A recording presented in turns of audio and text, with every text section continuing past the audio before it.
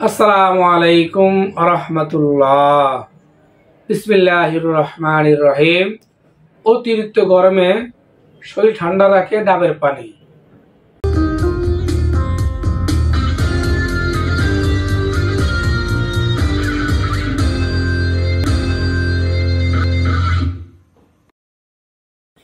প্রিয় দর্শক, কলিকাতা হার্বাল আর এটি একটি অত্যাধুনিক ইউনানি আয়ুর্বেদিক হার্বাল চিকিৎসা কেন্দ্র। তীব্র গরমে বাইরে বের হলেই আমাদের শরীর থেকে পানি ঝরে যায়। বিশেষ করে এই তীব্র গরম এবং ঘাম অতিরিক্ত বের কারণে পানি শূন্যতা দেখা দেয়। তাই শরীর ঠান্ডা রাখে, পানি পূর্ণ করতে সাহায্য করে একমাত্র কচি ডাবের পানি খাওয়ার মাধ্যমে। কচি ডাব এমন একটি ডাব বা ফল, যে ফল খাওয়ার মাধ্যমে আপনার শরীর থেকে পানি বের হয়ে যায় গরমের কারণে, পানি শূন্যতা দূর করে, শরীর মেজাজ মন ঠান্ডা রাখতে সাহায্য করে।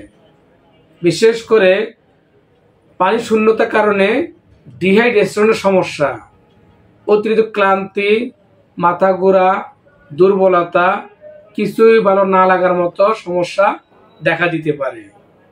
তাই পানি শূন্যতা দূর করে ডাবের পানি খাওয়ার মাধ্যমে। এই লক্ষণ দেখা দিলে অবশ্যই সতর্ক হয়ে ডাব খেতে হবে, ডাবের কোনো বিকল্প নেই। আর তীব্র তাপ দেওয়ার কারণে আমাদের শরীর থেকে অনেক সময় ঘাম বের হয়ে পানি শূন্যতা দেখা দিতে পারে। পানির ঘাটতি দেখা দিলেই আমাদের জন্ডিস, বিভিন্ন শারীরিক সমস্যা আমাদের মাঝে তৈরি হয়ে যায়।